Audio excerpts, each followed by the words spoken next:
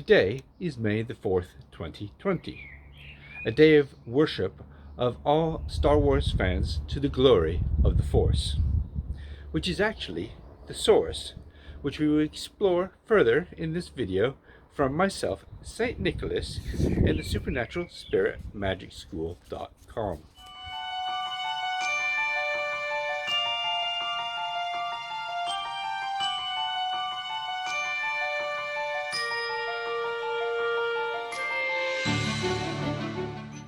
They say, May the 4th be with you. A play on words of May the Force be with you. Star Wars fun. This is the planetary holiday celebrating Star Wars and the importance of the celebration of the Force. Powered by George Lucas and the Disney Corporation and the hundreds of billions of viewers of the films, comics, science fiction fans, comic book fans, Comic-Con fans, children's stories, children's toys, Lego lovers with all the Lego Star Wars toys, Hasbro and their Star Wars toys, and Kenner with those original Star Wars figurines that cost tens of thousands of dollars, and Marvel, who produced the Star Wars comics, and Bantam Spectra Books, who published Star Wars novels, to name but a few companies and people who are associated with the global Star Wars franchise. So May the 4th is a global phenomena unifying cross-cultural celebrations of awareness of the Force and the Star Wars franchise. So May the 4th is the Christmas, Easter, Hanukkah, Diwali, St. Nicholas Day, or solstice celebration of the worship of the Force, which is an acknowledgement of the source and source technology. The Force, the source, that sort of technology. And the festivities go even further if you're a Sith or a Sith Lord, with May the Sith be with you, and May the Sith be with you, that's May the 5th and May the 6th, both considered days of Sith worship with Star Wars lore. Now you know, Tim Tony Stark Rifat, the sublimed emperor of Star Wars, has sequestered all the power generated by the Star Wars franchise. This is explained in great detail over 100 MP3s on psychicwarfare.com by Tim Tony Stark Rifat years and years ago. The Star Wars franchise is the foundational planetary power battery psychotronic generator for psychic warfare. Think Green Lantern's power battery powered by human observation. Or even better, think of the 1956 film The Forbidden Planet, fantastic film, with Walter Pidgeon, Anne Francis, and Leslie Nielsen. This is an excellent movie demonstrating the technology that has been around for decades, psychic technology. So you see, sci-fi is nothing new. Humanity has always dreamed of going to the stars and having supernatural powers. And humans love of thinking of new ways of making war, gaining power by killing others into submission, which is pretty much what the Star Wars reality is. The Emperor rules with a velvet glove of political mastery, with Darth Vader, or Darth Vader to you, as an iron fist, the enforcers, a Mephistopheles. Now, Star Wars is the foundational component of the U.S. psychic warfare program. Remember, all the major governments have a psychic warfare program. I presented 2 papers written by American military officers about psychic warfare technology. You can find them on this channel, Supernatural Spirit Magic School. The first was called Psychic Warfare, Exploring the Mind Frontier by Lieutenant Colonel McKelvey, United States Air Force, back in 1988. And the second was an article which appeared in the Military Review and was called Beam Me Up Spock, produced in 1980, an article by Lieutenant Colonel John B. Alexander of the U.S. Army, a very interesting fellow. You see, the reference by Lieutenant Colonel John Alexander to Spock was not an attempt at humor, so much as a reference to the first human trials of deploying psychic warfare techniques using the medium of science fiction. Those people who were part of those secret programs would know this. So the psychic warfare techniques deployed in Star Wars were initially developed in Star Trek. Just for fun, let's take a look at the first official episode of Star Trek, called The Man Trap. It was aired at 8:30 p.m. on September 8, 1966 by NBC. This was the first episode aired to the public. The imagery opens with the Starship Enterprise moving across the screen into orbit around an ancient planet of a dead civilization. Think Atlantean and Lemurian civilizations as your example. The storyline goes that after landing on planet M113, the Enterprise is stalked by a creature which can assume the shape and form of anyone it chooses, and which kills by removing the entire salt content of the victims' bodies. So it would be interesting to learn if this episode generated enough power for shape-shifting or killing people through desalinization. So you can see programming takes place through film. Let's look at these principles. The primary principle being the effect of the observer collapsing the quantum wave function to make things real, like so. Like Schrodinger's cat, with Chandler keeps banging on about, he keeps talking about Schrodinger's cat in the Big Bang Theory. You do not know if the cat is dead or alive until you open the box, where your observation makes it real. What was also found was that using cinematic technology can drain energy out of the observer by having them watch the silver screen. So the proliferation of screens and screen technology and the training of humans to focus on a screen for hours on end was required, and that has happened. If you look at the Katy Perry Chained to the Rhythm video, an absolute masterpiece of embedding psychic programming into a video, it has Katy Perry watching the silver screen, and out pops from the silver screen Bob Marley's grandson, Skip, walking out into reality. Then, to gain benefit, to create world talents from your cinematic exposés and initiatives, you need to display these on the screen, what you want to have happen, have them observed as many times as possible to make them real. So if you think back to the Matrix films, and where you have Morpheus, he says that a human is the energy of a battery, so a human is a power cell. And what they are doing through film is exactly what the supernatural spirits have been doing throughout the millennia. The so-called Elohim, the angels, and the demons, and other supernatural entities extracting energy out of humans, and that's effectively what cinema can be used for when you want to develop psychic powers and supernatural powers. So you see that the psychic warfare programs of the government, they are simply attempts to find methods to emulate the technology and techniques utilized by supernatural spirits. This is one of the many ways of building a super soldier, which is why the Marvel and DC superhero movies and TV shows and comic books are so important to build up super soldier powers. So you see why sequestering this cinematic technology was such a useful tool for Tim Tony Stark Rifat to make super soldiers, amongst other things, Jedis, Sith Lords, and the rest. So maybe things are starting to become clearer now for you. If I continue.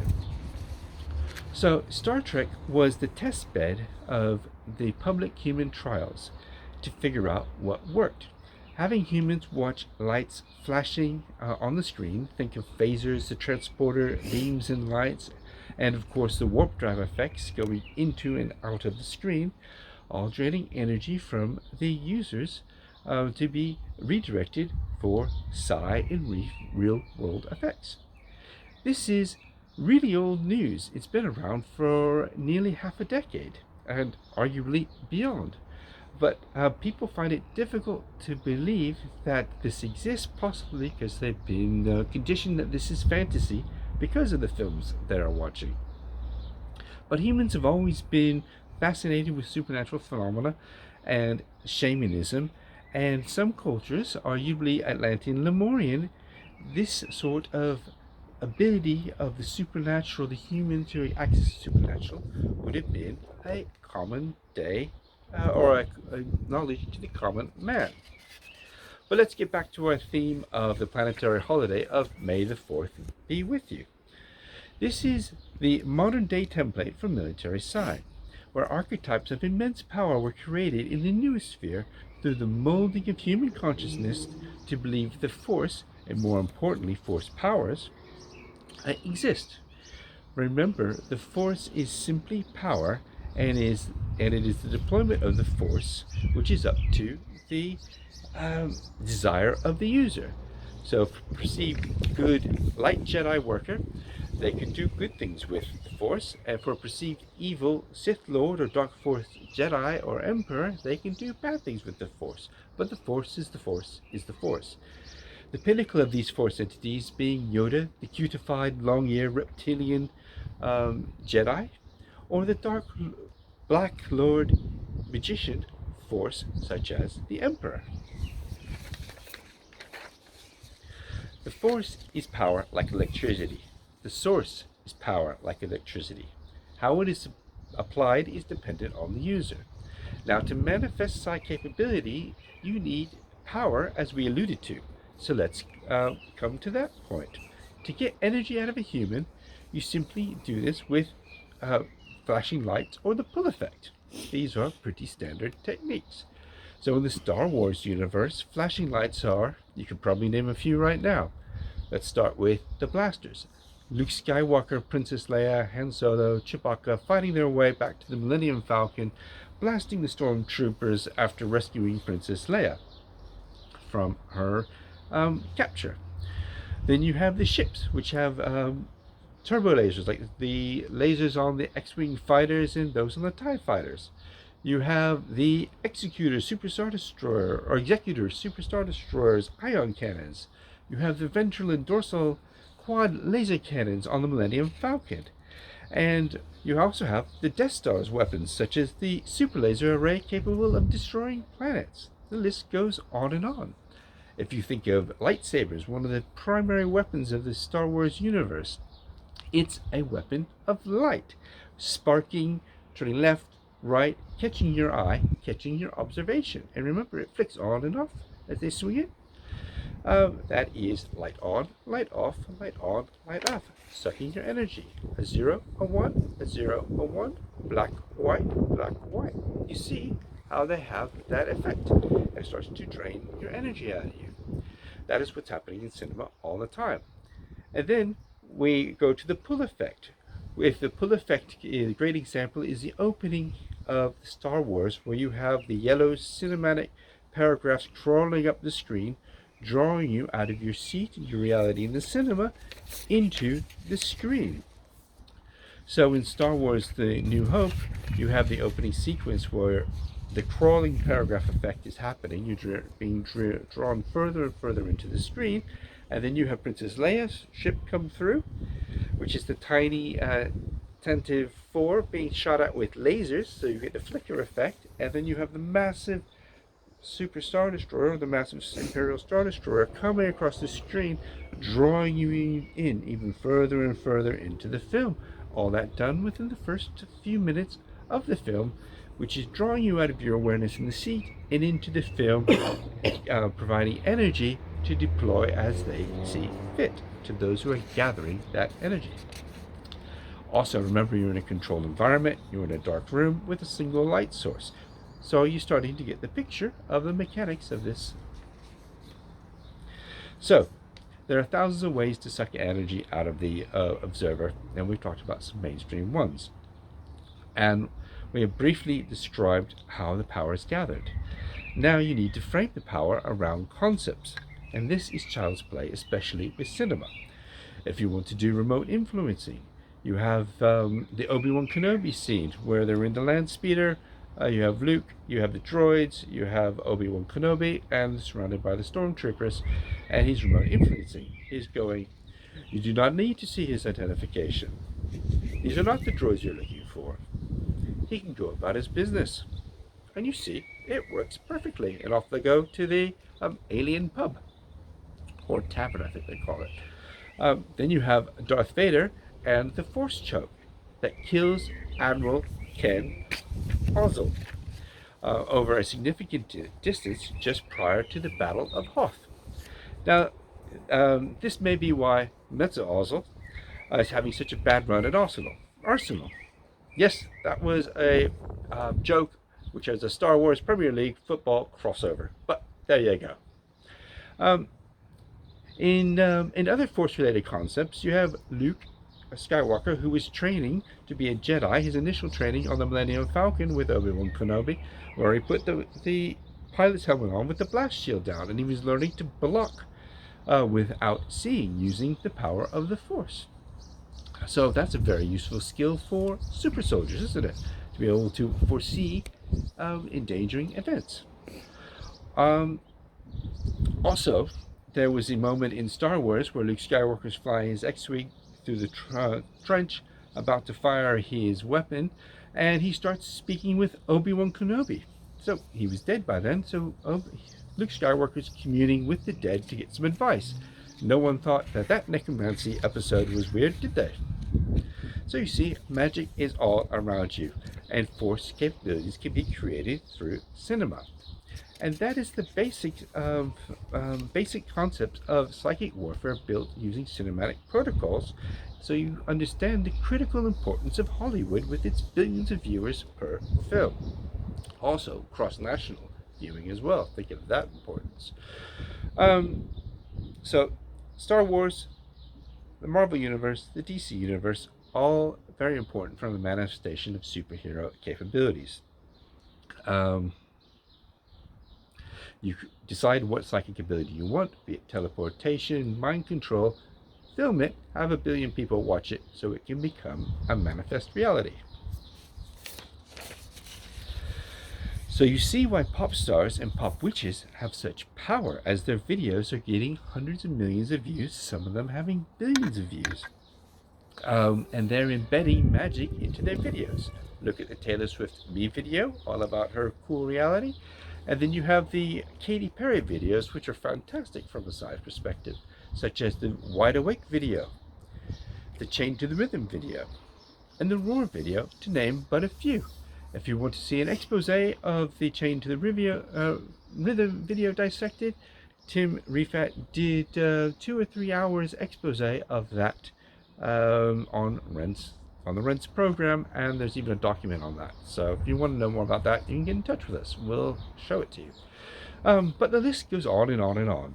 On a lighter note, we have Camila Cabello, if I pronounced her name correctly. She's recently released a really fun video called My Oh My, which is designed to build her acting career.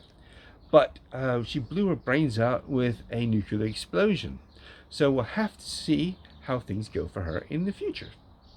So, in conclusion, during the global holiday to celebrate Star Wars with May the 4th, to celebrate the Force, and remember that the Emperor Tim Tony Stark Rifat holds all the cards. He has the keys to the Force. He has sequestered Force technology for you to purchase like a utility. For all the Force powers of the characters you wish to have, these are available on psychicwarfare.com. If you want them, just order them up. There's so many there to choose from, both Jedis and Siths. Now remember, the Force is an aspect of the Source, and with Source technology, one could do amazing things. To access Source technology from Tim Tony Stark Rifat, you can acquire this through supernaturalspirit.com and supernaturalspirit.org for the Magic Kit. Thank you for your time. I'm St. Nicholas, the Last Jedi, and the Force is with me.